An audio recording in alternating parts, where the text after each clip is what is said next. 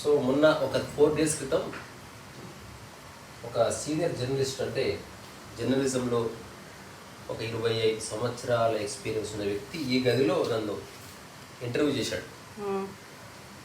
So actual అది interview అనకుండా it's a conversation. అందులో బ్లూ బుక్ అనే ప్రస్తావన, దాని గురించి, దాంతోపాటు మెయిన్ సబ్జెక్ట్ వచ్చేసి నా లైఫ్ స్టైల్. అంటే ఇప్పుడున్న సమాజంలో రకరకాల వ్యక్తులు రకరకాల విషయాల్లో చిక్కుకుపోయి ఉన్నారు కదా, మరి ఈ వ్యక్తి ఎట్లా హాయిగా ఎట్లా బతికేస్తున్న క్యూరియాసిటీ నుంచి ఆ ఇంటర్వ్యూ అనేది లేదా ఆ కాన్వర్జేషన్ అనేది మొదలైంది. సో ఇప్పుడు ఈ I'm going to paint my canvas. మీరు ఇక్కడి నుంచి కాసేపు ఆ సరదా కాన్వర్జేషన్ చూడండి. అందులో జీవితానికి సంబంధించిన ఎన్నో రహస్యాలు నేను ఎక్స్ప్రెస్ చేసిన చాలా క్యాజువల్గా, తద్వారా మీరు ఆసక్తిగా దాన్ని చూస్తేనే తెలుస్తుంది. ఓకే, యా, సరే. జాలిగా జాలిలమ్మ, నేను కూడా కొంచెం బక్కగా ఉంటే బాగా సెట్ అయ్యింది. చాలా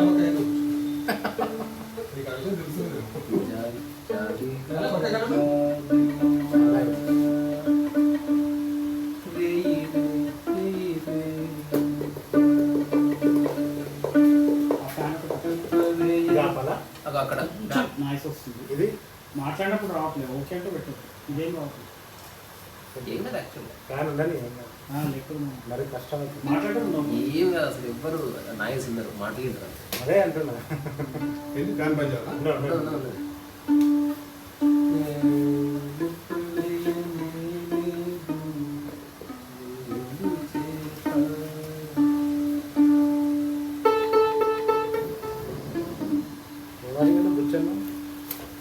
జనరల్ కాన్వర్సేషన్ చేస్తాం అంటే దాంట్లో ఒక స్పెసిఫిక్గా అనుకో ఇంటర్వ్యూ ఫిక్స్ అయిపోతుంది ఆల్రెడీ.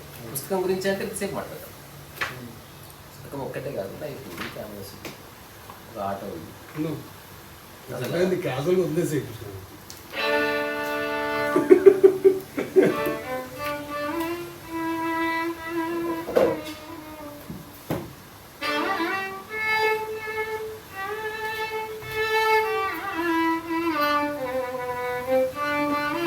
మెమరీ కార్డ్ చూసుకున్నాం. ఫుల్ ఖాళీ అవుతుంది అర్థం. ఫుల్ ఉంటే ఎట్లా? అందులో ఖాళీ ఉంది.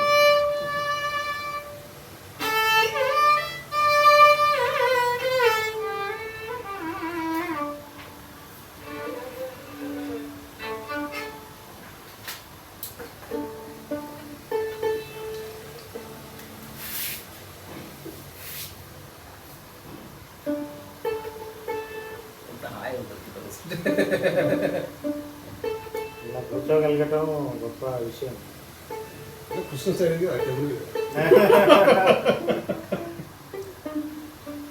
కింద కూర్చోగలిగే అట్లుగా ఆరోగ్యం సహకరించడం కూడా గొప్ప విషయం. చాలా మందికి ఆ ఎనికి అనదు.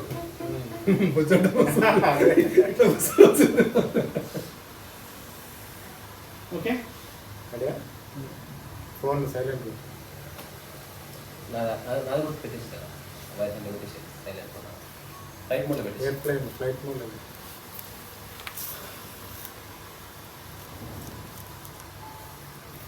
రైట్ సైడ్ పైన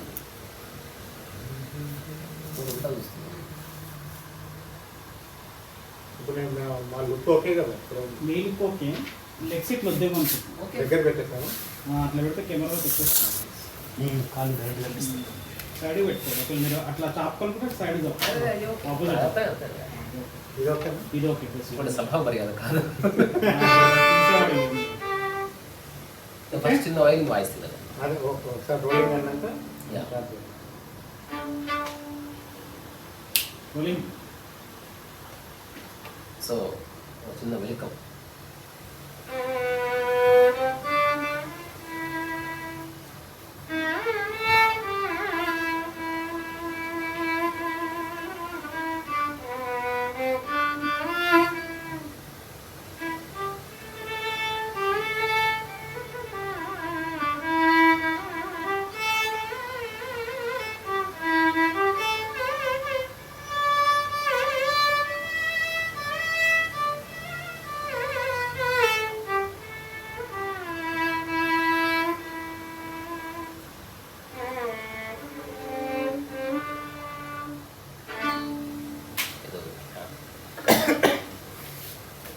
hello friends, welcome back to my channel. చాలా రోజులుగా పొలిటికల్ విషయాన్ని మాట్లాడుతున్న నేను ఈరోజు ఒక రచయితతో నేను ముందుకు వచ్చాను. మన ముందున్న రచయిత పేరు కాంతరీసా. నాకంటే ముందే వెల్కమ్ చెప్పాడు కనుక తన మ్యూజిక్తో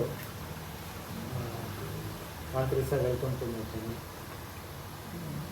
ఏంటి కాంతరీసా అంటే ప్రేక్షకులకు నేను ఏం చెప్తాను, ఎవరు ఏం చేస్తాడంటే ఏం చెప్తాను. ఒక సాధారణమైన జీవితాన్ని పరిపూర్ణ అంగీకారంతో జీవిస్తున్న ఒక నోబెల్. ఇది ఫిలాసఫికల్. అదర్వైజ్ ఒక మనిషిగా నాకు సాధ్యమైన క్రియేటివ్ ఆస్పెక్ట్స్ అన్ని టచ్ చేస్తూ నిరంతరం దాంట్లో ఎవాల్వ్ అవుతూ క్రిటిసిజాన్ని లేకపోతే లెర్నింగ్ని ఓన్ చేసుకుని అట్లా క్రియేటివ్గా జీవిస్తూ ఒక సాధారణ ప్రాణిని వస్తాను. క్రియేటివ్ అంటే మీ పరిధిలో ఏ అంశాలు క్రియేటివ్ కింద క్రియేటివిటీగా లేని అంశం లేదు అసలు. అంటే ఎట్లయితే గాలి ఎక్కడైనా ఉందో అట్లా ప్రతి చోట క్రియేటివిటీ ఉంది. అంటే వైవిధ్యం క్రియేటివిటీ యొక్క మూల సూత్రం. మీలాంటి వ్యక్తి ఇక భూమి మీద ఇంకొకటి లేదు. That's why you are creative.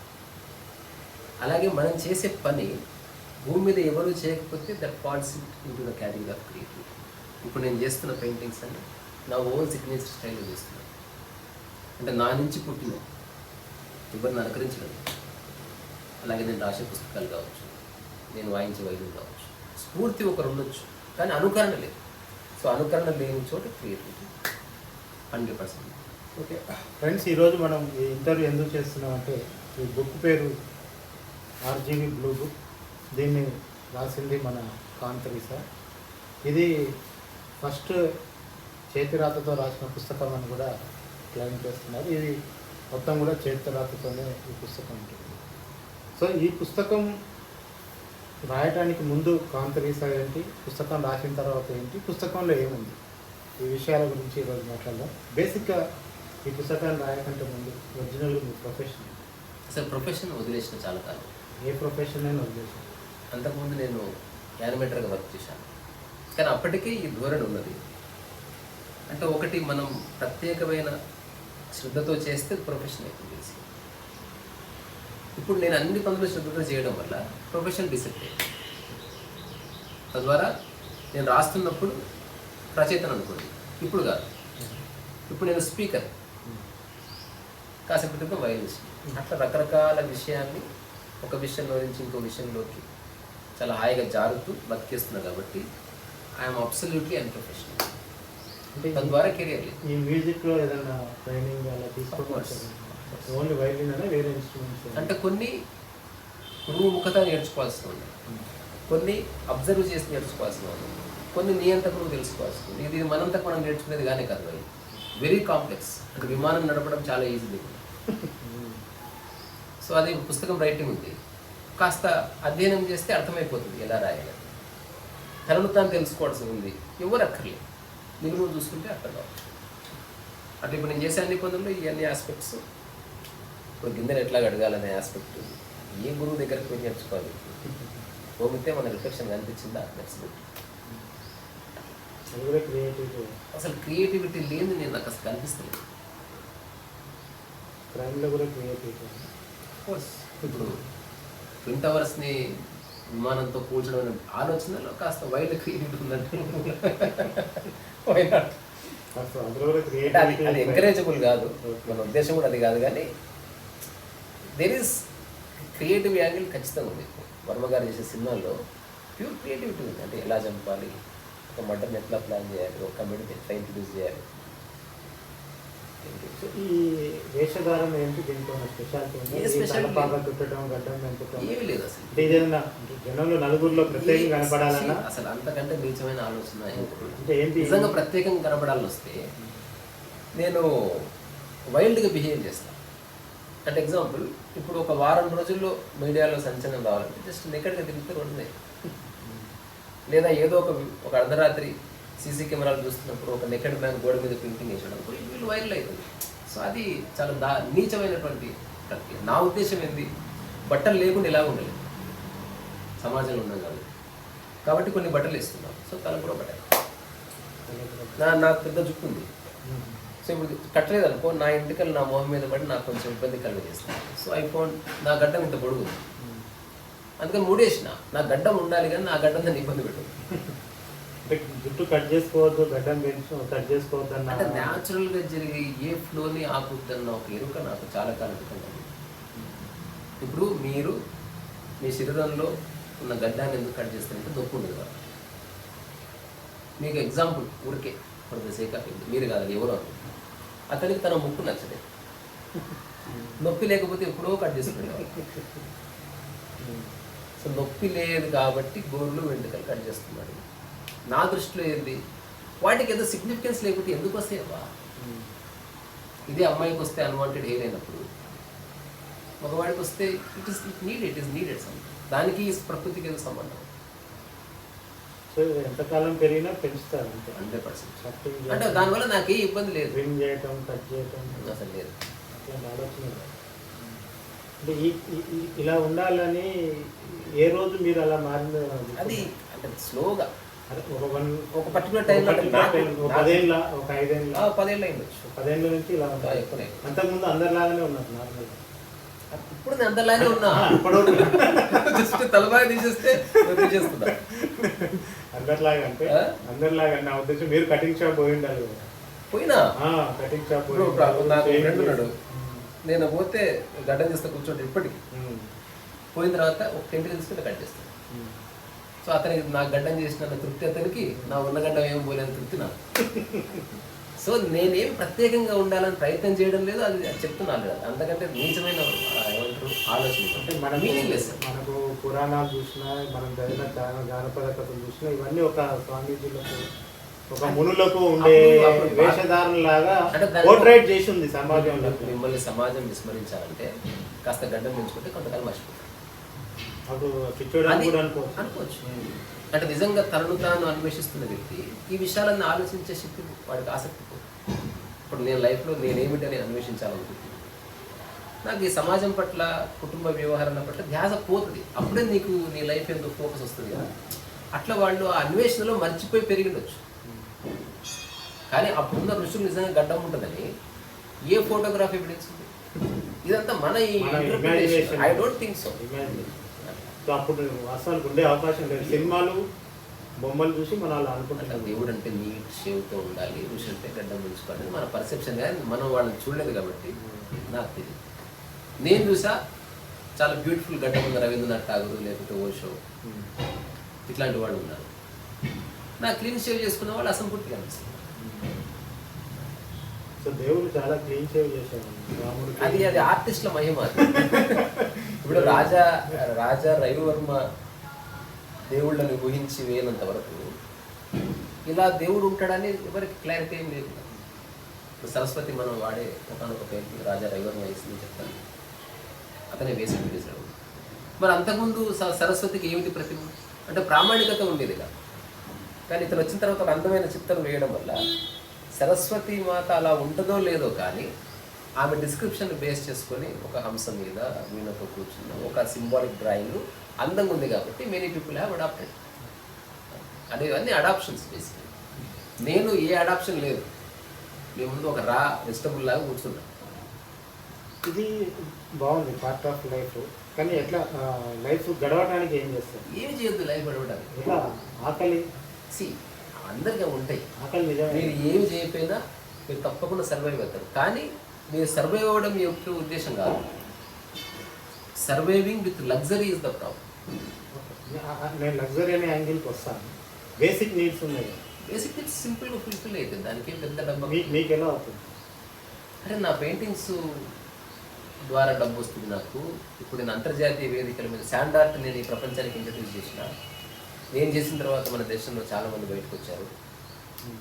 ఇప్పుడు నేను పర్ఫామ్ చేయని ఆర్గనైజేషన్ లేదు. నేను క్రియేటివ్గా నా ఎనర్జీని, నా బాడీ మైండ్ కాంప్లెక్స్ని వాడి ప్రయోగాలు చేస్తున్న సమాజంలో.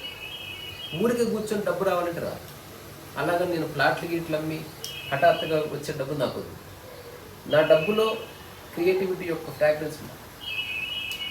That's all. నాకున్న అవసరాలు చాలా తక్కువ. ఇప్పుడు నాకు ₹1,00,000 వచ్చినా, 1 కోటి వచ్చినా, 100 కోట్లు వచ్చినా I live A normal life. I decide life. ముందు రావడానికి సోర్స్ ఉంది. నేను చాలా క్రియేట్ చేసిన. నేను రాబోయే రోజుల్లో అనంతమైన సంపద సృష్టిస్తాను. దానికి ఆధారం నా క్రియేటివిటీ. నేను ప్రయత్నం చేస్తే అట్లీస్ట్ ఒకవేళ సాధ్యం కాకపోయినా ఏమి కాదు. సో లైఫ్ ఒక టెస్ట్ కాదు. ఏం చేస్తుంది అనంతమైన సంపాదన ఎవరికైనా ఇస్తారు లేదు. ఇప్పుడు మీరు వచ్చారు దుబాయ్లో, ఇప్పుడే ఒక మెసేజ్ వచ్చింది. ఒకనొక ఎక్స్పోలో ఒక డెన్మార్క్ సంబంధించిన ఒక గ్రేట్ ఆర్టిస్ట్ ఎగ్జిబిషన్ జరుగుతుంది. టికెట్ కొనుక్కొని వెళ్ళి చూసాం. దానికి డబ్బు వస్తుంది, నాకు డబ్బు అక్కర్లేదు. కానీ నేను చేయాలనుకున్న పనులు, నా లర్నింగ్కి ఉపకరించే రకరకాల విషయాల్ని ఎక్కువ ఆలోచన లేకుండా అప్పటికప్పుడు ఇంప్లిమెంట్ చేయడానికి డబ్బు వస్తుంది. ఇప్పుడు నేను క్యాన్వాస్ ఇస్తుంది, ఇదంతా మనీ. ఇప్పుడు మీరు చూసి చుట్టుపక్కల ఉన్న క్యాన్వాస్లో ఒక 3-4 సీరియల్స్లు ఉన్నాయి. మనం క్యాన్వాస్ల మీద కూర్చున్నాం. We're sitting on money. So ఈ క్యాన్వాస్లు స్పాన్సర్డ్, ఈ కలర్స్ స్పాన్సర్డ్. నేనేం చేస్తున్నా, చాలామందిని నా వర్క్లో భాగస్వామ్యం చేసి వాళ్ళు ఏం చేయట్లేదు. ఇప్పుడు ఒక 50,000 ఎవరో ఇస్తే నేను ఒక 6 క్యాన్వాస్లు వేసి వాటిని ఫొటోస్ తీసి ఇప్పటి నుంచి ఈ 6 క్యాన్వాస్లు మన వెంచర్. ఇప్పుడు 6 క్యాన్వాస్ని అతను వాట్సాప్ ద్వారా వీటి ద్వారానో ఎగ్జిబిషన్స్ చేస్తాడు. ఇప్పుడు కాకపోతే సంవత్సరం తర్వాత అవి భవిష్యత్తులో ఎప్పుడు సేల్ అయినా 50-50 నేను షేర్ చేసుకుంటాను. అట్లా అతను ఒక్క నిమిషం నా కోసం వృధా చేయట్లేదు. జస్ట్ అతని దగ్గర ఆల్రెడీ ఒక 1 కోటి రూపాయలు నాకు అందులో 50,000 ఇచ్చాడు. అతనికి ఏ నష్టం లేదు, ఇచ్చి మర్చిపోయాడు. కానీ తద్వారా అతని భవిష్యత్తులో డబ్బు వస్తుంది, దాంతోపాటు పేరు వస్తుంది. నేను ఇస్తున్నా, ఇట్ ఈస్ అవర్ క్యాన్వాస్. ఎవరో ఒక ప్రొడ్యూసర్ సినిమా చేస్తే అందరు సినిమా అనుకోవట్లేదా, ఆ లైట్ బాయ్తో సహా. అట్లా ఒక పెయింటింగ్ని మనం 10 మందిని ఇది మా పెయింటింగ్ని ఎందుకు అనుకోకూడదు? సో ఇవన్నీ నా కొత్త ఆలోచనలు. ఇప్పుడు మీ చేతిలో ఉన్న పుస్తకం ఇట్స్ ఎ న్యూ థాట్. దానికి రెఫరెన్సే లేదు భూమి మీద. అంటే నాలోనే పుట్టి, నాలోనే పెరిగి, నా నుంచి బయటకు వచ్చిన ఒక క్రియేటివ్ ప్రోడక్ట్, ఒక పూర్తి చైతన్యంలో తీసుకోవాలి. ఇప్పుడు ఎక్కడో రెఫరెన్స్ ఉందనుకోండి, ఆ రెఫరెన్స్ చూసి దానికి అటో ఇటో మార్చి చేసేవాళ్ళు చాలామంది. నేను చేసే వర్క్కి రెఫరెన్స్ లేదు, నేనే రెఫరెన్స్. అంటే ఇలాంటి పెయింటింగ్స్ కాన్వాస్ చాలామంది చేస్తున్నారు. సబ్జెక్ట్ వేరు, అంటే ఎవరి సబ్జెక్ట్ ఆలోచించారు. క్యాన్వాస్ సేమే, సబ్జెక్ట్ ఈజ్ డిఫరెంట్. ఇప్పుడు మీరు ఇక్కడ ఉన్న ఏ క్యాన్వాస్ మీకు ఇంటర్నెట్లో కానీ బయట ఎక్కడ దొరకదు. బికాజ్ దీనిలో ఉన్న అంతర్లీనంగా ఒకనొక సిగ్నేచర్ స్టైల్ ఎస్టాబ్లిష్. ఈ రాబోయే రోజుల్లో ఎట్లయితే ఒక ఎంఎఫ్ హుస్సేన్, ఒక విన్సెంట్ వ్యాంగో, ఒక జాక్సన్ పొలాకు, లేకపోతే పాల్ గోగా, మార్క్ ఉక్కో, ఇట్లాంటి గొప్ప గొప్ప ఆర్టిస్టులు, గొప్ప గొప్ప ఎందుకంటున్నారు, they found their signature style. అట్లా నేను నా సిగ్నేచర్ స్టైల్ని ఈ ప్రపంచానికి పరిచయం చేస్తాను. నెక్స్ట్ 20 ఏళ్ల తర్వాత కూడా నేను పెయింటింగ్ చేస్తుంటాను. నెక్స్ట్ 50 ఏళ్ల తర్వాత కూడా నేను పెయింటింగ్ చేస్తాను. I'm not going to stop. నాలో ఉన్న ఒక అద్భుతమైన క్వాలిటీ, కన్సిస్టెన్సీ, తర్వాత నాకు అనంతమైన వర్క్ ఉంది. సో నా బాడీని, నా మైండ్ని, నా ఎనర్జీని వాడి నా క్రియేటివిటీని నిరంతరం సమాజానికి పరిచయం చేస్తా. కానీ ఎవరిని ఒత్తిడి చేయను. నా పెయింటింగ్ మీకు చూపిస్తా, నేను పుస్తకం రాశాను మీకు చెప్తా, కానీ పుస్తకం దయచేసుకోను అని మాత్రం. సో ఆ స్ఫూర్తి మీలో కలిగితే ఐఎమ్ ఓకే. కానీ నేను నిరంతరం వర్క్ చేస్తూనే ఉంటాను. అది నాకున్న ఒక ఇష్టం. So coming to the point, book దగ్గరికి వస్తే చాలామంది వ్యక్తులు నేను ప్రభావితం చేసో మీ ఇన్ఫ్లుయెన్స్ ఏదో అయిండొచ్చు. ఎందుకు ఈ సెలెక్టెడ్ అంటే మన కాంటెంపరీ సమాజంలో ఒక వ్యక్తి గురించి చాలా ఇన్ఫర్మేషన్ దొరకడం చాలా కష్టం.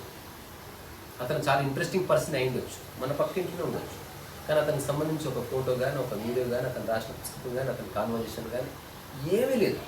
తద్వారా అతను అనామకుడు నిలుపుతుంది. ఈ భూమి మీద కొందరు ఇంట్రెస్టింగ్ పర్సన్కి సంబంధించిన డాక్యుమెంటేషన్ సమాజం ఎందుకు ఆసక్తిగా చేస్తుంది. ఫర్ ఎగ్జాంపుల్ జిడ్డు కృష్ణమూర్తి, తన ఎవ్రీ యాక్టివిటీ రికార్డ్ చేయబడింది. ఓషో 25 గంటల ఆడియోస్ రికార్డ్ చేయబడ్డాయి. ఇప్పుడు మన కాంటెంపరీ సమాజంలో ప్రొఫెషనల్ లైఫ్ తీసేస్తే ఫిలాసఫీ అనే ఆస్పెక్ట్లో ఎక్కువ రికార్డు చేయబడ్డ ఒక వ్యక్తి వర్మ. సో ఇప్పుడు అతను చాలా ఆసుగా మాట్లాడుతున్నాడు తన లైఫ్లో నుంచి. అందులో చాలా కాంట్రవర్సీస్ ఉండొచ్చు, లేకపోతే ఒక్కొక్కసారి హైపోథీసిస్ ఉండొచ్చు, లేకపోతే ఒక్కొక్కసారి బులియింగ్ ఉండొచ్చు. కానీ అంతఃసూత్రంలో ఒక స్వేచ్ఛ ఉందని నేను గుర్తించాను. దాంతోపాటు ఎవరైతే గుర్తించానో ఆ వ్యక్తి చుట్టూ చాలా సమాచారం కూడా నాకు అదృష్టవశాత్తు ఇంటర్నెట్లో అందుబాటులో. సో వర్మ ఏమిటో తెలుసుకోవడానికి నేను వర్మని కలవక్కర్లేదు. అతను ఆనెస్ట్గా చెప్పిన రకరకాల కాన్వర్జేషన్స్ ఉన్నాయి కాబట్టి అలా అనుకున్నా ఫస్ట్. తర్వాత నాకేం తెలిసిందంటే ఇతను ఇస్తున్న స్టేట్మెంట్స్లో చాలా స్టేట్మెంట్స్ నేను కూడా నా ఫ్రెండ్స్తో, మా అమ్మతో, మా బ్రదర్తో ఇచ్చున్నాను. అతను సెలబ్రిటీ కాబట్టి అతని స్టేట్మెంట్స్ అని ప్రపంచం అనుకుంటుంది, కానీ అవే స్టేట్మెంట్స్ మీరు ఇచ్చి ఉండొచ్చు. నేను ఇచ్చాను, ఎవరైనా ఇచ్చుకోవచ్చు. సో ఏ స్టేట్మెంట్స్ అయితే వర్మ గారు అలాగే నేను ఇద్దరం ఒకానొక ప్లేన్లో ఇచ్చున్నామో అటువంటి 41 అతి సాధారణమైన స్టేట్మెంట్స్ని తీసుకొని బుక్ రాశాను. వర్మ కంటే ముందు మీరు ఇచ్చిన అలాంటి అది స్టేట్మెంట్ కానే కాదు. సెక్స్ అంటే నాకు ఇష్టం అనేది వర్మ చెప్పాలా, ఇవ్వడమే చెప్పొచ్చు. అంటే ఫ్రెడరిక్ నీషే, కోపెన్ హెయిర్ ఇట్లాంటి వాడు ఇచ్చిన గొప్ప గొప్ప కాంప్లెక్స్ థీరమ్స్ కాదు వర్మ చెప్తుంది. బేసిక్ నన్ను నేను సాటిస్ఫై చేయడం కోసం నేను బతుకున్నా అనేది ప్రతి ఒక్కరు చేసే పని. అది జస్ట్ అతను బోల్డ్గా చెప్తున్నాడు. ఇప్పుడు ఫిలాసఫీ పేరు మీద సామాన్యులకు అర్థం కాని విషయాలు మాట్లాడటమే సెలబ్రిటీలు లేదంటే గొప్ప వాళ్ళ లక్షణం కింద అది ఏమీ అయి ఉందా? వాస్తవమైన నాకు వర్మ ఫిలాసఫీలో అటువంటి ఆస్పెక్ట్ కనబడింది. యాక్చువల్లీ చాలా విషయాలు పట్టించుకోకూడదు ఉంది, కానీ కొన్ని విషయాల్లో కాబట్టి అన్ని విషయాల్ని కలిపి మీద పోస్తున్నాడు. కాబట్టి రాళ్ళని వజ్రాన్ని అన్ని ఎక్కువ శాతం రాళ్లే ఉండడం వల్ల అన్ని రాళ్ళని వదిలేసిపోతుంది సమాజం. I agree. అసలు పుస్తకంలో నేను ముందే రాశాను. అంటే వర్మ గారి ఫిలాసఫీలో ఒక ఆచరణాత్మకమైన మెథడాలజీ లేదు కాబట్టి అతని ఫిలాసఫీని ఈ సమాజం ఎప్పుడూ సీరియస్గా తీసుకోకపోవచ్చు. అలాగే వర్మ గారిని ఒక సీరియస్ ఫిలాసఫర్ని అనుకోకపోవచ్చు. నేను ఫస్ట్ ఓపెనింగ్లోనే రాశాను. అలాగే ఇప్పుడు నేను రాసింది వర్మ గారు డిసప్రూవ్ చేయొచ్చు, ఈ సమాజం నాన్సెన్స్ అనొచ్చు. My understanding is my understanding. అట్లా వర్మ అండర్స్టాండింగ్ తనది. కానీ అక్కడక్కడ రెండిట్లో నాకు కామనాలిటీ కనిపించింది. ఆ కామనాలిటీని నేను ఆసక్తికరంగా ప్రజెంట్ చేసిన ఒకనొక మాస్టర్ పీస్. వర్మ ఫిలాసఫీతో మీకు ఏకీభావం ఉన్నది చాలా. ఆయనకంటే ముందే మీరు చెప్పారనే అభిప్రాయం ముందు వెనుక లేదు, ముందు వెనుక సమస్య లేదా? ఈ క్షణమే నేను చెప్తున్న మాట ఎక్కడో చైనాలో ఇంకో వ్యక్తి చెప్తుండొచ్చు, కానీ ఆ స్టేట్మెంట్ మనకు 6 ఏళ్ళ తర్వాత తెలిస్తే 6 ఏళ్ళకు ముందు చెప్పాడంట. ఏకకాలంలో కొన్ని విషయాలు జరుగుతున్నాయి. అంటే మీరు చాలా మంది రచయితలను కోట్ చేసి వీళ్ళందరూ వీళ్ళలో నా ప్రతిబింబం ఆల్రెడీ కనబడుతున్నాను. 100%. అంటే అందరికంటే ముందు మీరు చెప్పినట్లే కదా కామనాలిటీ. ఇప్పుడు రమణ మహర్షి ఎప్పుడో చెప్పింది నేను ఇప్పుడు చదువుతున్నా, కానీ అతను చెప్పింది నాకు అనుభూతి కలిగింది ఒక్కటే అని నేను ధైర్యంగా చెప్తున్నాను. నేను వాళ్ళని గొప్పవాళ్ళని చూస్తలేను, మంచి క్వాలిటీస్ ఉన్న వ్యక్తులుగా గుర్తిస్తున్నా. దాంతోపాటు నా ఫ్యామిలీ మెంబర్స్ నేను రమణ మహర్షిని తాత అనిపిస్తుంది, అట్లాగే ఓషోని బాబాయ్ అనిపిస్తుంది. అంటే ఎవరో ఒక అన్ఇంటెలిజెంట్ పర్సన్ని పిన్ని బాబాయ్ అని పిలిచే బదులు నేను ఆల్బర్ట్ ఐన్స్టీన్ మామ అంటున్నాడానికి ఇష్టపడతాను. తద్వారా వర్మ గారు కూడా నాకు ఒక బ్రదర్ లాగా. వర్మకి సమాజంలో ఉండే ఆయన మీద ఉండే ఒక ముద్ర మీకు కూడా తెలిసే ఉంది. 100%. పర్వత్ అంటారు, పిచ్చోడు అంటారు, చాలా బిరుదులు ఉంది. మంచోడు అన్న వాళ్ళ సంఖ్య చాలా తక్కువ చూడలేదు. అలాంటి వర్మని మీరు బ్రదర్ లాగా టేకప్ చేయడానికి సిద్ధంగా ఉన్నారు. అంటే ఇలాంటి ముద్ర పడ్డ వర్మ ఒక ఏ చాతగాని ఒక సాధారణమైన మంచివాడని పేరు తెచ్చుకున్న ఒక స్టూపిడ్ బ్రదర్ అంటే అట్లాంటి బ్రదర్ చాలా. ఏంటి వర్మ వల్ల మీ వల్ల సమాజానికి జరిగే లాభం? అసలు ఎవరి వల్ల ఏ లాభం ఉండదండి, ఎవరి వల్ల ఏ లాభం ఉండదు. ఊరికే అట్లా మనకు అనిపిస్తుంది. పోనీ ఒక వ్యక్తి వల్ల ఒరిగిన లాభం చెప్పండి చూద్దాం, అంటే స్పెసిఫిక్గా. కొంతమంది అనాథాశ్రమాలు నడుపుతున్నారు, కొంతమంది స్కాలర్షిప్లు ఇస్తున్నారు, కొంతమంది స్కూల్స్ పెడుతున్నారు, కొంతమంది రైతులకు సాయం చేస్తున్నారు. చాలా మీరు చెప్పేదంతా సూపర్ఫిషియల్. కోర్లో జస్ట్ ప్యూర్ బిజినెస్. అందరూ బిజినెస్ ఎందుకు చేస్తారు? స్పెసిఫిక్గా చెప్పండి నాకు. ఇప్పుడు నేను వర్మ గారు అని ఒక స్పెసిఫిక్ ఎవరో ఒకరు అలా ఉంటారు అని చెప్పకుండా వీఆర్ టేకింగ్ ఎ నేమ్. రెండోది వర్మ గారి అభిమాని కాదు, కానీ అతనిలో ఉన్న కొన్ని లక్షణాలు నాకు నచ్చాయని చెప్తాను. మొత్తాన్ని ఎవరు ఓన్ చేసుకో, మనం ఒక ఉల్లిపాయను పూట కనబడేసి వెళ్ళిపోయేవాడు. సో ప్రకృతి నియమంలోనే అది ఉంది. గులాబీని తీసుకుని ముళ్ళని చెట్టును వదిలేస్తుంది. అలాగే మనిషి మొత్తం బాగుండడం అనేది నేను జరగదు. ఒకవేళ నిజంగా మనిషి అంతా బాగుందంటే అక్కడ ప్రాబ్లం ఉంది నాకు. సో ఎంతసేపు సమాజానికి ఏది ఇష్టమో అది వర్మ గారు మాట్లాడితే వింటున్నారు. చూడలు ఓడ్క. కానీ అదే వర్మ గారు సత్య సినిమా స్క్రిప్ట్ రాశారు, అదే వర్మ గారు కంపెనీ సినిమా తీశారు. ఒక స్క్రిప్ట్ రాయమని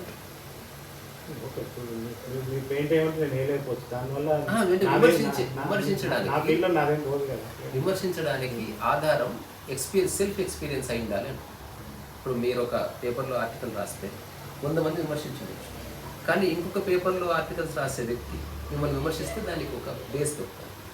అంటే అతని అనుభవంలో నుంచి ఒక మాట అంటున్నాడు, మిగతా వాళ్ళంతా ఊరుతాడు. అందుకే ఒక తెలివైన వాడు రియాక్ట్ అవ్వడు. అంటే వర్మ సమాజం మీద మాట్లాడుతున్న విషయాలన్నిటికీ అంగీకారం, ఎవరికి 100% అంగీకారం ఉండదని మనకు తెలుసు.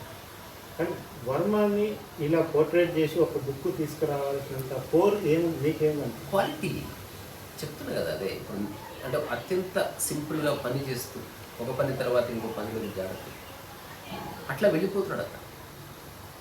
అలాంటి వాళ్ళు ఇంకా లేరా? చాలా రేరు. అంత అంత ఆషామాషి వ్యవహారం కదా అట్లా ఉండడు. అంటే వర్మ మీద అది కూడా ఉంది, ఆయన అన్ని అనుభవించి ఇప్పుడు సూక్తులు చెప్తున్నాడు. ఆయన నిరంతరం అనుభవిస్తూనే ఉన్నాడు. ఇంకా రీసెంట్ గా అదేంటి ఇప్పుడు అది ఒక సినిమా వచ్చింది మన డేంజర్, ఏదో వెబ్కాల్లో ఏది మీరిద్దరు ముద్దు పెట్టుకోవడం వాళ్ళు హీరోయిన్స్ అడిగాడు. అందరూ ఒక సోకాల్డ్ మొరాలిటీలో ముద్దులు పెట్టుకుంటే చూడడం అందరికి ఇష్టం. వర్మకున్న ఆనెస్టీ ఏంది అనిపించింది, చెప్తున్నాడు, అడుగుతున్నాడు. ఒక like a child like innocence ఉంది అక్కడ. అంటే ఇది మనం ఒక వ్యక్తిని ఒక గంట సేపట్లో నిర్వచించలేదు. ఇప్పుడు నేను కూడా వర్మ గారి పర్సనల్ లైఫ్ని అసలు ఎక్కడ టచ్ చేయను, అసలు నాకు ఆసక్తి లేదు. కానీ అతని క్వాలిటీని మాత్రం చూస్తున్నాను. అంటే మెడిసిన్ ఎలా పనిచేస్తుంది అనేది ఇంపార్టెంట్ తప్ప దాని షేప్ ఇంపార్టెంట్ కాదు. సో నేను క్వాలిటీని ఎట్లా చూస్తున్నాను, అది ఒక మెడిసినల్ అనమాట. If you really perceive something అతనిలో అది ఉపయోగపడదు. ఇప్పుడు ఒక ఐఏఎస్ ఆఫీసర్ ఉన్నారు, నేను వర్మ గారు నా గురువు లాంటి వాడు, అతని ఇంటర్వ్యూస్ చూసి అని చెప్తున్నానంటే ఒక ఐఆర్ఎస్ ఆఫీసర్కి ఐఏఎస్ ఆఫీసర్కి ఏం అవసరం వర్మను వాడుతాను? ఎక్కడో తెలివైన వాడికి తగులుతున్నాడు వర్మ. మామూలు ట్రోల్ చేసే వాళ్ళకి ట్రోల్ ఎలిమెంట్ అవుతున్నాడు. ఫిల్మ్ మేకర్స్ ఉన్న వాళ్ళకి ఒక గురువు కనిపిస్తున్నాడు, ఒక అమ్మాయిలకి ఒక రోమియో కనిపిస్తున్నాడు, లేదా సోకాళ్ళు పండితులకి పర్వర్ కనిపిస్తున్నాడు. ఇవి ఏవి కాదంటున్నాయి. వర్మ ఎక్కువ మాట్లాడుతుంది పెళ్ళి అనేది ఒక ట్రాష్ అని మాట్లాడుతుంది. అదే ఆయన ఎక్స్పీరియన్స్. అదే పెళ్లి చేసుకుని ఒక బిడ్డ పుట్టిన తర్వాత పెళ్లి ట్రాష్ ఎవరు చేసుకోవద్దు అని సలహాలు. మీ ఉద్దేశం? నేను పెళ్లి చేసుకోలే కాబట్టి నేనేం చెప్పను. నాకు ఏ ఒపీనియన్ మీకు లైన్ ఉండాలి. ఇంత ప్రపంచం సృష్టించిన తర్వాత పెళ్లి మీద ఒపీనియన్ లేకుండా ఒపీనియన్ అంటే సమాజానికి ఉన్న ఒపీనియన్స్. మీరు అభిమానించే వర్మ ఫిలాసఫీకైనా మీరు పెళ్లి విషయంలో 100% ఏకీపిస్తున్నారు. అది మీ పర్సనల్ చెప్పండి.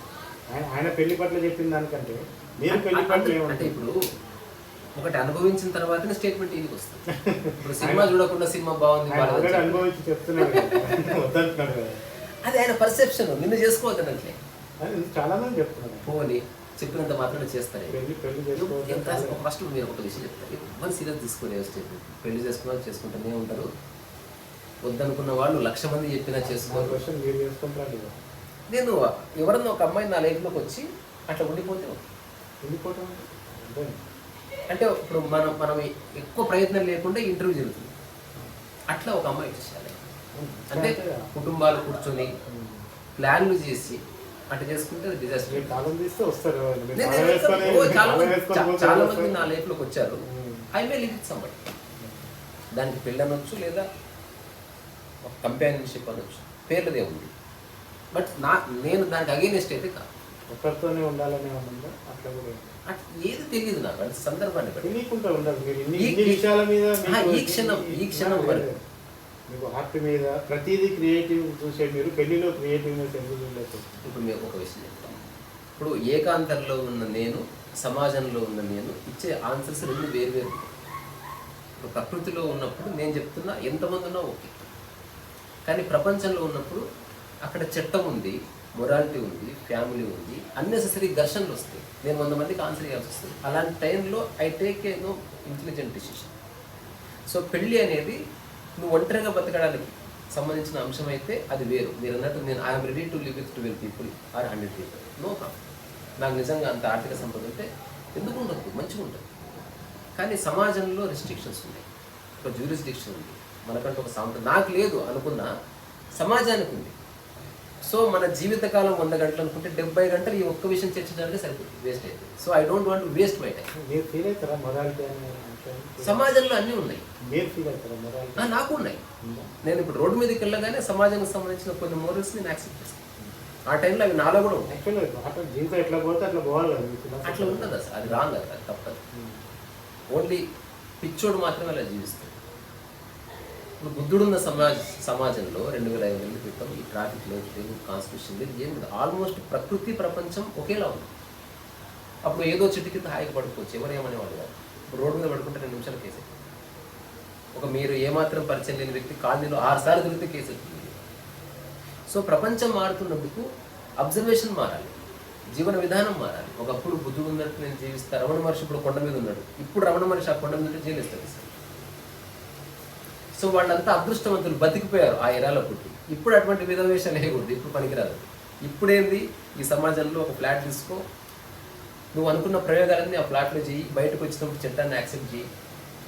తర్వాత ఎవరైనా నేను ఏదైనా తిడితే వాడిని అవసరం కొట్టి గిట్టి పరిశాన్ కాకు, కేసు అవుతుంది. సో ఇవన్నీ ఉన్నాయి కాబట్టి ప్రకృతి పరంగా జీవించే రీసా ఈజ్ డిఫరెంట్. నేను ఒంటరిగా ఉన్నప్పుడు నా ఎవ్రీ డెఫినేషన్ వేరే ఉంది. ప్రపంచం పరంగా ఉన్న కాంతి రీసా ఈజ్ టోటలీ డిఫరెంట్. అక్కడ నాలో కూడా మొరాలిటీస్ ఉన్నాయి, అక్కడ నేను భయపడతా, అక్కడ నేను కొన్ని నియమాలు పాటిస్తాను, అక్కడ నేను కొందరి ఆలోచనలకు రెస్పెక్ట్ ఇస్తాను. కానీ ఏకాంతంలో ఉన్నప్పుడు అవి. సో ఇప్పుడు అందుకే ప్రశ్నని మనం ఈ రెండు విధాలుగా చూడకపోతే ఎప్పటికీ కాన్వర్జేషన్ పోలిక రాదు. ఇప్పుడు మీరు పుస్తకం రాశారన్నది నేను 100% రాసింది ప్రకృతి పరంగా, కానీ నేను దాన్ని ప్రపంచానికి ఇంట్రడ్యూస్ చేస్తున్నాను కాబట్టి నేను ఎక్కడ బూతులు ఎదురు వాడతాను. ఒకసారి సంగీతం బయట చాలాసేపు నుంచి సీరియస్ చర్చ చేస్తుంది. ఇంకోటి, ఇప్పుడు నా ఒకనొక రియలైజేషన్ ఏం కలిగింది, మనం చిన్నగా ఉన్నప్పుడు ఎందుకంత హాయిగా ఉన్నామంటే ప్రతిరోజు నేర్చుకుంటున్నాను కదా. ఇప్పుడు నేర్చుకోవడం ఆపేసాము. నేను ఆపలేదు, సమాజం ఆపేసి 80% ఆఫ్ ద సమాజం నేర్చుకోవడం ఆపేసి టెస్ట్ యూస్. ఎక్కడైతే నేర్చుకోవడం ఆగిపోయిందో మనసు వర్తమానం నుంచి బయటపడి గతంలోనూ భవిష్యత్తులో ఉంటుంది. ఎక్కువసేపు గతంలో భవిష్యత్తులో ఉన్న మనసు ఖచ్చితంగా పరిస్థితి, దానికి వేరే ఆప్షన్ లేదు. నీకన్నా రాగాల పేర్లు అట్లా తెలుసా? అందరూ జనరల్గా మోహన్ రాగా ఒకటే తెలుసు.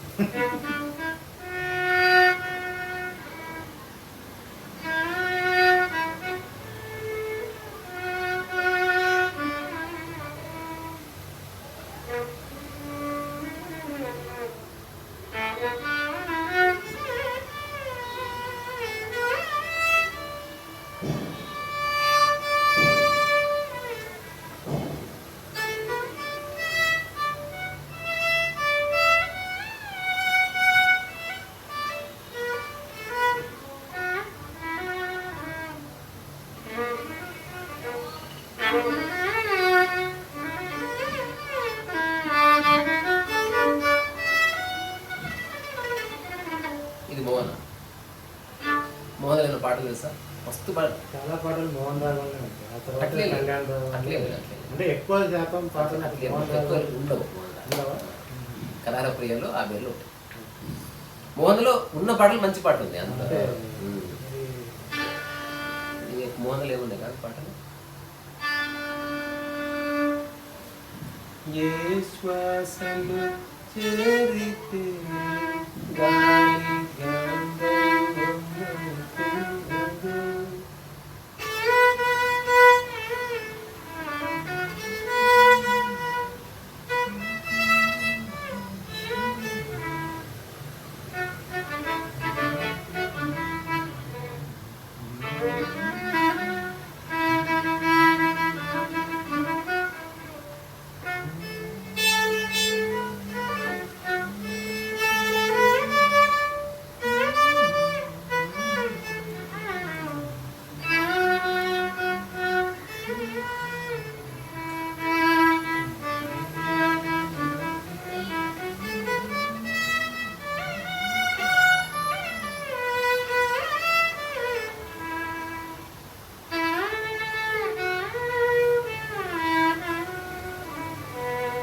ఇక్కడి నుంచి ఏ మాత్రం సంబంధం లేని కాంట్రాస్ట్ రాగలకు పోదు. సింధు భైరవి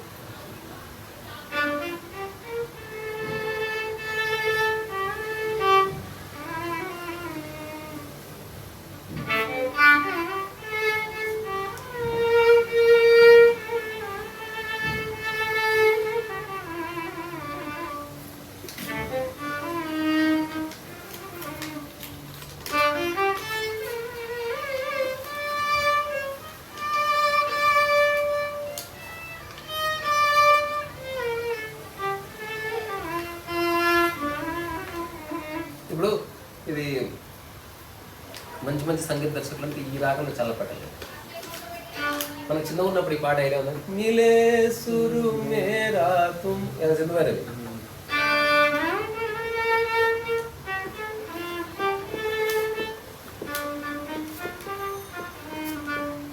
సురుకి నదియా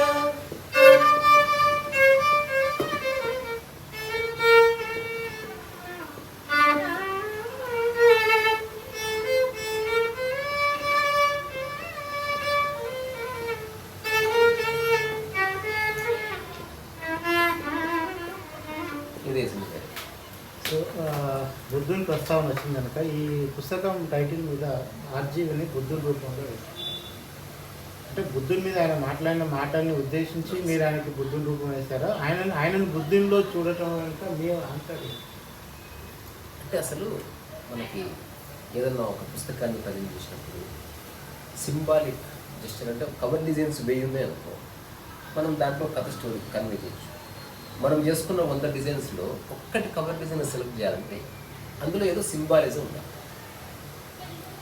సో ఒక చాలా మంచి లక్షణాల నుండి ఆనందంగా బతికేస్తున్న ఒక వ్యక్తి బుద్ధుడు అని ఈ ప్రపంచానికి ఓవరాల్గా ఒక లాజికల్ కన్క్లూజన్ జనరల్.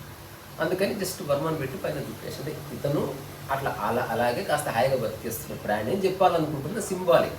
కానీ బుద్ధుని జీవితానికి వర్మకి అసలు సంబంధం కాదు. ఈవెన్ వర్మ కూడా అసలు ఒక బుద్ధుడి జీవితానికి ఇంకొక బుద్ధుడి జీవితానికి సంబంధం. ఓకే, అది పర్వాలేదు. కానీ ఒక కామన్గా బుద్ధిజము బుద్ధుడు అనడానికి ఒక కామన్ క్రైటీరియా అయితే ఈ సొసైటీలో ఎస్టాబ్లిష్ అయింది. అది వాళ్ళ అవసరాలకు తగ్గట్టు ఇజంని డెవలప్ చేసుకున్నారు. ఒకవేళ బుద్ధుడే ఉంటే దాన్ని డిసప్రూవ్ చేస్తుండే. ఈవెన్ వర్మ కూడా బుద్ధుని డిసప్రూవ్ చేస్తుంది. ఏ తెలివైన వాడు నేను కూడా బుద్ధుని నేను అనుసరిస్తానని అర్థం. అంటే ఒకటే డెస్టినేషన్కి 2 మార్గాల నుంచి వచ్చినప్పుడు ఇతను రాసే పుస్తకంలో వేరే ఊర్ల పేర్లు ఉంటాయి, నేను రాసే పుస్తకంలో వేరే ఊర్ల పేర్లు ఉంటాయి, కానీ డెస్టినేషన్ సేమ్ ఉంది కదా. అట్లా ఒక్కొక్కడు వాడు పుట్టిన ప్రదేశం నుంచి వాళ్ళ కుటుంబ పరిస్థితులను బేర్ చేసుకొని సమాజంలో వాడు చదివిన పుస్తకాలు టీచర్లు వీళ్ళ ప్రభావం వల్ల రకరకాలుగా ప్రయాణం చేసి చేరుకునే డెస్టినేషన్ సేమ్ ఉంటుంది. కాబట్టి మనకి వక్తవ్యంలో మార్పులు కనిపిస్తున్నాయి, కానీ నేను మూలం నుంచి చూస్తున్నా కాబట్టి I find a beautiful human being. ఇది నా లాజికల్ కన్క్లూషన్. అంటే జస్ట్ మీరు అటెన్షన్ సీకింగ్ కోసం 4 పుస్తకాలు మనకు కోసమే చేశారు. నిజంగా అటెన్షన్ సీకింగ్ అంటే నేను వర్మ గారి గురించి రాయగలుగుతున్నాను. వర్మ గురించి రాయటం వల్ల అందరూ మాట్లాడుకునే వర్మ రాయటం వల్ల నరేంద్ర మోదీ గురించి రాస్తాను. అంతకంటే ఎక్కువ పాపులర్ కాదా అంటే వర్మ బేసికల్లీ ఒక లోకల్ ఫిగర్. మోడీ గురించి రాస్తే మోడీకి బుద్ధిని ఎందుకు వేసేవాడిని. అప్పుడు నాకు కాంట్రవర్సీ అవుతుంది. నిజంగా అసలు సక్సెస్ కావాలనుకునేవాడు ఇవేవి చేయకూడదు. బేసికల్ ఇప్పుడు నేను ఏది కాన్సెప్ట్ సెల్ అవుతుందో అంటే ఇంత తక్కువ సేల్ అయ్యే కాన్సెప్ట్ ఎంచుకోవడం రాదు కదా. ఒకవేళ నాదే ఆ ఉద్దేశం అయితే ప్రపంచంలో ఉన్న ఒక 7-8 మంది సెలబ్రిటీస్ తీసుకుని వాళ్ళందరినీ ఒక ఫిలాసఫీలో జోడించి అందులో కొన్ని న్యూడ్ బొమ్మలు వేసి కొంచెం చేయొచ్చు. కాంట్రవర్సీ ఇన్ని బొమ్మలు వేసినప్పుడు ఇంత రాసినప్పుడు కాంట్రవర్సీ చేయడం చాలా చిన్న విషయం. అలాంటి చెప్పాను కదా, జస్ట్ ఒక నైట్ నువ్వు ఎక్కడో గోడ మీద ఒక ప్రముఖుడి ఫోటో వేసి నువ్వు సీసీ కెమెరాలో నువ్వు పట్టుబడ్డావు నెక్కడుగా అంటే కథం. అప్పుడు నువ్వు చాలా టాలెంట్ ఉన్న ఆర్టిస్ట్ కంటే నువ్వు గొప్ప ఆర్టిస్ట్ అవుతావు జస్ట్ బికాజ్ ఆఫ్ దట్. నా ఉద్దేశాలు అది కాదు, జనాలు అలా పర్సీవ్ చేయొచ్చు. నేను ఒక ఇంట్రెస్టింగ్ హ్యూమన్ బీయింగ్ చూశాను అతనిలో. నేను దాన్ని అతని దగ్గరికి వెళ్ళి ఒక పాటలాగా పాడలేను, సినిమాలాగా తీయలేను, నా దగ్గర పైసలు. కానీ నేను చేయగలిగిన పనుల్లో పుస్తకం రాయడం ఒకటిగా నాకు అనిపిస్తుంది. మీ ఫ్రెండ్స్కి మీ కుటుంబానికి అర్థమవుతుందా? ఎందుకు అర్థం కాదు. అసలు మామూలుగా ఒక కుక్క పిల్ల లేకపోతే చిన్న పిల్లవాడు అర్థం చేసుకోవడానికి ఏముండదు, ఎంజాయ్ చేయడమే. ఇప్పుడు నేను అర్థం చేసుకోవడానికి ఇక్కడ ఏమి లేదు, మూమెంట్ టు మూమెంట్ లైఫ్ ఉందంటే. అంటే ప్రిపరేషన్ లేకపోతే మీ లైఫ్ ఎలా ఉంటుందో మీకు ఎట్లా తెలుస్తుంది? అంటే ఇక్కడ కొన్ని విషయాలు ఉన్నాయి, స్వేచ్ఛ, ప్రేమ, సెక్స్. ఈ మూడింటిలో ఎవరికి ఇష్టం ఉన్నట్టుగా వారు ఉంటే అదే ఒక ఫిలాసఫీ అనుకునే ఒక బ్యాచ్ కూడా ఉంది. అలా ఉండడానికి వీల్లేదని చెప్తూనే ఉంది నేను. అంటే ఇప్పుడు స్వేచ్ఛని ప్రేమని మీరు రెండు విడదీసి చూడాల్సింది. ప్రకృతి పరంగా వాటి డెఫినేషన్స్ వేరు. ప్రకృతిలో నేనున్నప్పుడు అవును నేను ప్రేమించడం లేదు, నేనే ప్రేమ అనేది ఫిలసాఫికల్ స్టేట్మెంట్ ఇస్తాను. ప్రపంచం అంతా ఎక్కడ చూసినా ప్రేమనే ఉండాలి, ఎందుకంటే అక్కడ కరప్షన్ లేదు, మ్యానిపులేషన్ లేదు, కోయర్షన్ లేదు, ఏం లేదు, ప్యూర్ లైఫ్ ఉంది కాబట్టి అక్కడ అవన్నీ ఓకే. బట్ సమాజంలో మీరు ప్రేమను డిఫైన్ చేసినప్పుడు ఒక కాంటెంపరీ పర్సన్గా చెప్పాల్సి వస్తుంది వాట్ ఈజ్ ఇట్. ఇప్పుడు నేను చెప్తున్నా దేర్ ఈజ్ లవ్, కానీ ఈ సమాజంలో నువ్వు దానికోసం వెతుకులాడుతూ దొరకపోవచ్చు. ఎందుకు? సమాజంలో ఎవరు అండర్స్టాండింగ్ వాళ్ళకు ఉంది. సో అనవసరంగా సమాజంతో పోటీపడి నువ్వు ప్రేమను అర్థం చేసుకోవాలని ట్రై చేస్తే ఎప్పటికి పోతాను. But there is love in the nature. For example కుక్కను ఎందుకు పెంచుకుంటున్నాను? అన్కండిషనల్ లవ్ మనిషి నుంచి వస్తుంది, కుక్క నుంచే వస్తుంది. అందుకే నువ్వు అమెరికాలో ఏ ఇంటికి పోయినా, ఏ సినిమా హీరో ఇంటికి పోయినా, ఏ డబ్బున్న వంటికి పోయినా కుక్కలు ఉంటాయి చాలా మంచి మనిషి కంటే ఎక్కువ. బికాస్ 100% లాయల్ ఉంటుంది. ఏ మనిషి అలా ఉంది? కుక్క ప్రకృతితో సంబంధమైంది. కుక్కతో ఆడుకుంటున్నప్పుడు మనిషి ప్రకృతితో సంబంధం కలుగుతున్నాడు. కానీ నువ్వు మనిషి ఇంకో మనిషిని కలవగానే అక్కడ 100% వరల్డ్. ఇప్పుడు మన కాన్వర్జేషన్ ప్యూర్లీ వరల్డ్. ఇక్కడ ఎట్టి పరిస్థితుల్లో మనం ఒక పొలిటికల్గా హై ర్యాంక్ ఉన్న వ్యక్తిని మనం పూర్తిని మాట్లాడము. ఎట్టి పరిస్థితుల్లో న్యూడిటీకి సంబంధించి, సెక్స్కి సంబంధించి మనం రాంగ్ స్టేట్మెంట్ ఇచ్చామనుకోండి, అన్నెసెసరీగా ట్రోల్ చేయబడదు. అంటే మనం ఒక సబ్జెక్ట్ అయిపోతుంది. ఈ విషయం తెలుసుకోకుండా మాట్లాడేసామనుకోండి, మీనింగ్లెస్. అట్లా కాకుండా మీరు కెమెరా తీసేయండి, ఎవ్వరు లేరు, మీరు నేను ఉన్నాను, అప్పుడు నేను చెప్పే విషయాలు వేరే ఉంటాయి. ఇది హైపోక్రసీ కాదు, కాంట్రడిక్షన్ కాదు.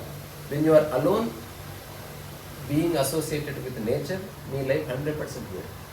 మీకు ఆకలి తెలుసు, 100% ఫీల్ అవుతారు కదా, ఆకలి ఫీల్ అవుతారు.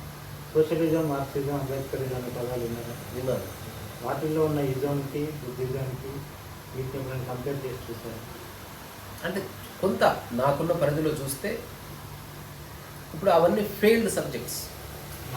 నాలుగు ఇజాలు బుద్ధిజం ఈజ్ ఫెయిల్డ్, బుద్ధుడు సక్సెస్. అంబేద్కరిజం ఇప్పుడు అవన్నీ ఓన్లీ ఏమంటారు, వేరే వాళ్ళు వేసుకున్న ఒక కోట్ మన సైజులో అయినా కాకపోయినా మీరు వేసుకొని తిరిగినట్టు ఉంటుంది.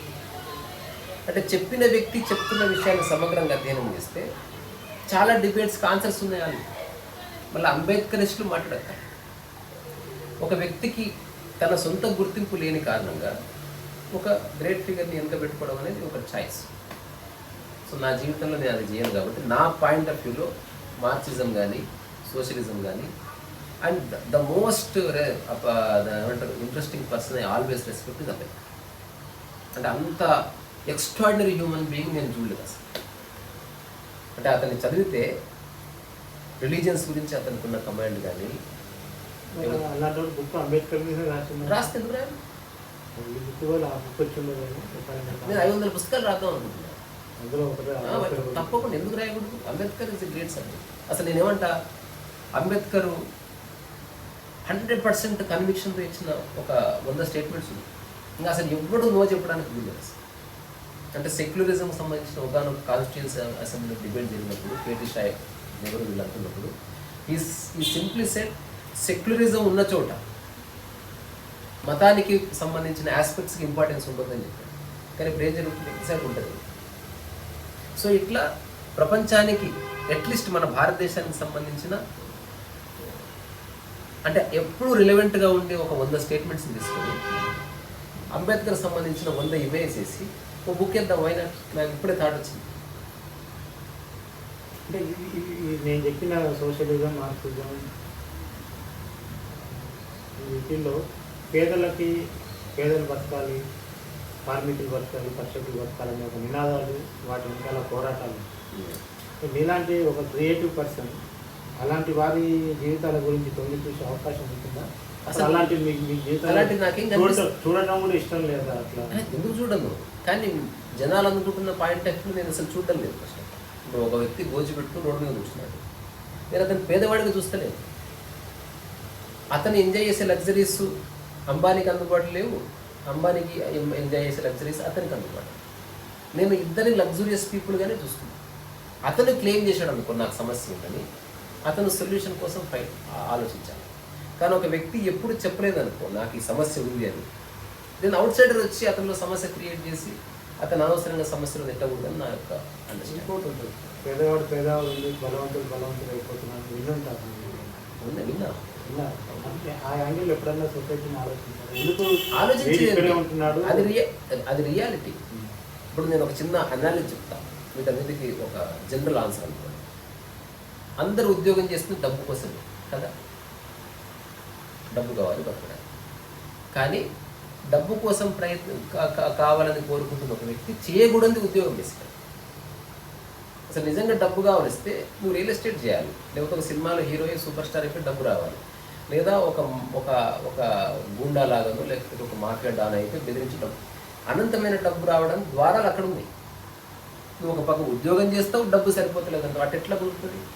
సో ఎవరికైతే ఏది కావాలో స్పష్టంగా తెలిసినప్పుడు, ఎగ్జాంపుల్ ఈ సమాజంలో ఉన్న 100 మందిలో ఈ 3 రకాలుగా పనిచేస్తున్నారు. ఒకరు తృప్తి కోసం, ఒకరు డబ్బు కోసం, ఒకరి పేరు కోసం. కొందరు డబ్బు తృప్తి, కొందరు తృప్తి పేరు, ఇట్లా ఉంది. కానీ ప్రస్తుతం మనకు అంత టైం లేదు కాబట్టి సూపర్ఫిషియల్గా, బ్రాడ్గా మీరు ఒక వ్యక్తిగా దేనికోసం పనిచేస్తున్నారు 100% డిక్లేర్ చేయాలి. అక్కడి నుంచి మీ జీవన మార్గం ఎస్టాబ్లిష్ అవుతుంది. కానీ మీరు ఒక పక్క నాకు తృప్తి కావాలంటున్నారు, కానీ మీరు చేసే ఏ పనిలో మీరు తృప్తి పొందుతారు, అట్లా కుదరదు. ఇప్పుడు నేనున్నా, నాకు డబ్బు కావాలా, తృప్తి కావాలా, పేరు కావాలంటే నాకు ఈ 3 వద్దండి. అంటే నేను నా లైఫ్ని ఈ 3 నుంచి నేను విముక్తి చేసి, నేను తృప్తిగానే ఉన్నా, తద్వారా నాకు తృప్తి అక్కర్లేదు. నేను చేసే పని వల్ల నాకు కొంత డబ్బు వస్తే చాలు, అసలు ఏ డబ్బు లేకపోయినా నేను హాయిగా రోడ్డు మీద బతకడానికి సిద్ధంగా ఉన్నా, తద్వారా ప్రస్తుతానికైతే ఆ ఆస్పెక్ట్ నాకు క్వశ్చన్ మార్క్ ఎదురుగాలి. 3వది పేరు సంపాదించుకోవడం అంత స్టూపిడెస్ట్ థింగ్ ప్రపంచం ఇవ్వట్లేదు. తద్వారా మీ స్వేచ్ఛ పోతుంది. మీరు బుక్ పేరు కోసం నాకు మీరు పేరు ఇచ్చారనుకుంటే అది మీ ఛాయిస్. నాకు ఏ పేరు ఎందుకు రాసినట్టు పేరు కోసం రాయడం వచ్చు కాబట్టి. మీరు ఒక రైటర్గా ఉన్నదన్న పేరు సంపాదించుకోవడం కాదు. అసలు నిజానికి అట్లా అనుకుంటే ఎక్కడన్నా ఒక రచయిత ఒక ఇంట్రెస్టింగ్ బుక్, ఒక ఆర్టికల్ చూపించండి, నేను ఏ ఆసక్తి చూపించాను. స్టేజ్ మీదనే లేదు, బుక్ లాంచ్ రోజు ఐ వాజ్ నాట్ అంత ఇష్టం. బికాస్ నేను నా జీవన విధానాన్ని, నా కోర్ని ఎక్కువ చెప్పలేను, చెప్తే మిస్అండర్స్టాండ్ చేయబడదు. అందుకని నేను నిశ్శబ్దం. సో ఫైనల్గా మీలాంటి వాళ్ళందరూ మాట్లాడే ఫిలాసఫీ అంటే నేను అసలు ఫిలాసఫీ కాదు నేను మాట్లాడేది. ఈయన ఫిలాసఫీ ఉంది కదా మీ గురువు గారు. అతను నా దృష్టిలో ఒక ఇంట్రెస్టింగ్ హ్యూమన్ బీయింగ్ అంతే. నేను అతను అనుసరించడం లేదు. నేను ఈవెంట్ తర్వాత అతన్ని మర్చిపోయాను, ఎందుకంటే అతని లైఫ్లో అతను ఉన్నాడు, పని చేసుకుంటున్నాడు. I'm busy with so many things. అంటే ఇప్పుడు మీరు వచ్చినప్పుడు ఒక క్యాన్వాస్ రోల్ చేసి పెట్టుకున్నాను. ఎంత పెద్ద క్యాన్వాస్ అది నేను నింపాలంటే నాకు 100 గంటల పైన. So every minute I will be doing something, అది పూర్తి నాకు సంబంధించిన పని. ఇప్పుడు నేను పెయింటింగ్ చేసిన ఎగ్జిబిషన్ పెడతాను, ఇంకొకటి పెయింటింగ్ చేసిన ఎగ్జిబిషన్ పెట్టాను. తేడా ఎక్కడ ఉందంటే నేను ఎగ్జిబిషన్ పెట్టి వెళ్ళిపోతాను. ఎవరిని బలవంతం చేయడాలు, ఇది చూసారా చాలా బాగుంది ఏమి చేయాలి. పుస్తకం రిలీజ్ చేశాను, ఒక్కరికి కూడా నేను కొనమని చెప్పాను. నా ఉద్దేశం అమ్ముకోవడం కాదు, నా ఉద్దేశం మంచి వర్క్ క్రియేట్ చేయడం. రెండోది, ఎక్కువ మందికి రీచ్ అయ్యి అది ఒక అనామక పుస్తకంగా మిగిలిపోకుండా తక్కువ మందికి రీచ్ అయ్యి చదవబడాలి, రాస్తున్నది అందుకోసం. అన్నిటికంటే ముఖ్యమైనది పుస్తకాలకు సంబంధించిన లాస్ట్ స్టేట్మెంట్. ఒక పర్టికులర్ టైంలో లైఫ్ గురించి విపరీతంగా చర్చించి నాకు మూడు వచ్చింది.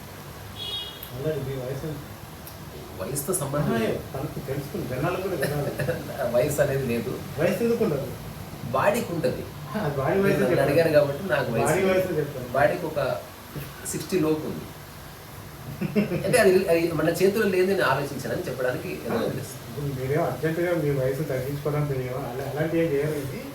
మీకంటూ వయసు ఉంటుంది పుట్టినప్పటి నుంచి. నేను స్టేట్మెంట్ పూర్తి చేసి దానికి ఆన్సర్ ఇస్తాను. సో జీవితానికి సంబంధించిన ఎక్స్పీరియన్సెస్ చర్చించకూడదు అందరితో, తద్వారా తలనొప్పి వేస్తుంది, అన్నెసెసరీ డిస్కషన్స్ డిబేట్స్ వస్తాయి. సో ఐ డిసైడెడ్ ఒక పూర్తి కాన్షియస్గా నిర్ణయం తీసుకున్నా, నా లైఫ్ ఎక్స్పీరియన్సెస్ని తేలికైన పరిభాషలో ఆర్ట్ని వాడి చక్కటి కంపోజిషన్స్తో నా ఓపిక ఉంది కాబట్టి నేను ఒక పుస్తకంగా మార్కెట్ రిలీజ్ చేస్తాను. అసలు మార్కెట్ అనే పదం కూడా లేదు ఇంకా. యాక్చువల్లీ అమెజాన్ లేదు. నిజానికి డబ్బు సంపాదించుకోవాలనుకుంటే ఎప్పుడూ అమెజాన్ ఉంటుంది. నేను ఎవరైనా నాకు మెసేజ్ పెడితే నాకు పర్సనల్గా అడ్రస్ పెట్టండి, నేను సైన్ చేసి ప్రతి పేజీ నేను రాసి పంపిస్తాను వాళ్ళకి. అంటే వాళ్ళ పర్సన్ ఎవరు, అమ్ముకునేవాడు బల్క్లో అమ్మేస్తాను. నేను ఇంతవరకు ఒక్క పుస్తకం కూడా ఫస్ట్ ఎడిషన్ అయిపోయింది. సో సెకండ్ ఎడిషన్కి వెళ్తున్నా. నిజంగా జనాలు చదివి నాకు ఫోన్ చేసి నన్ను కలిసిన వాడు చాలా ఉంటుంది. అంటే అట్లా పుస్తకం కదిలించాలి, తద్వారా ఒక ఇంట్రెస్టింగ్ పర్సనే కాదు వాళ్ళ లైఫ్లో. అట్లాంటి వాళ్ళతో ఒక కాఫీ, ఒక ముచ్చట, ఆ తర్వాత ఒక చిన్న వాక్ చాలా బాగుంది. అంటే లైఫ్ని ఎన్రిచ్ చేసుకునే ఒకనొక పద్ధతిలో నేను ఈ పుస్తకాన్ని ఒక మాధ్యమంగా వాడుతున్నా, కానీ నిజంగా ఫేమస్ అవ్వాలనుకునేవాడు పుస్తకం రాయడం. మరి నేను ఈ కింద చిన్న వైరల్ వీడియో చేయాలి ఏదన్నా, ఫేమస్ అవుతావు. ఇప్పుడు నేను రీసెంట్గా లోకల్ కాకులా అంటే కచ్చాబాద్. సో ఫేమస్ అయ్యేవాడు ఫస్ట్ ఆఫ్ ఆల్ పుస్తకం రాయాలి. నిజంగా నేను ఫేమస్ కావాలంటే నేనేం చేస్తుంటే నేను మీకు ఇంటర్వ్యూ చేస్తాను. అంటే రియాలిటీ అలా ఉంటుంది. మీరు ఒక బీబీసీకో లేకపోతే ఒక సిఎన్ఎన్కో ఎంత లాబింగ్ అన్నా చేసి ఒక రైట్ పర్సన్ పట్టుకొని కొన్ని లక్షలు ట్రాన్స్ఫర్ అయినా చేసి మీరు అక్కడ ఒక ఇంటర్వ్యూ ఇవ్వగలిగితే దాన్ని ఒక 100 మంది చూసి మీకు దాని మీద ఒక కామెంట్ చేస్తే అక్కడి నుంచి ఫేమ్ స్టార్ట్ అవుతుంది తప్ప ఏమీ సాధించాలనుకోవట్లేదు. కాబట్టి నేను హాయిగా ఇట్లా అదృష్టవశాత్తు నేను సాధించాలనుకోవట్లేదు, లేకపోతే ఇంపాసిబుల్ కదా. అంటే ఈ ప్రపంచం అంతా ఏదో ఒకటి సాధించి కరకే దిఖానా లాంటి దోమల చేత కుట్టబడ్డవాళ్ళు. నాకు ప్రస్తుతం ఆ మలేరియా లేదు కాబట్టి ఏదో ఈ చిన్న లైఫ్ కాస్త క్రియేటివ్గా, కానీ తప్పకుండా I'm going to paint for ever, I'm going to right so many books. అట్లాగే సంగీతం, అలాగే పాటలు, అట్లాగే మంచి భోజనాలు, అట్లాగే నేనున్న వాతావరణంలో కాస్త ప్రశాంతంగా బాగా. ఇంతకంటే ఇందులో ఏ ఫిలాసఫీ లేదు. ఫిలాసఫీ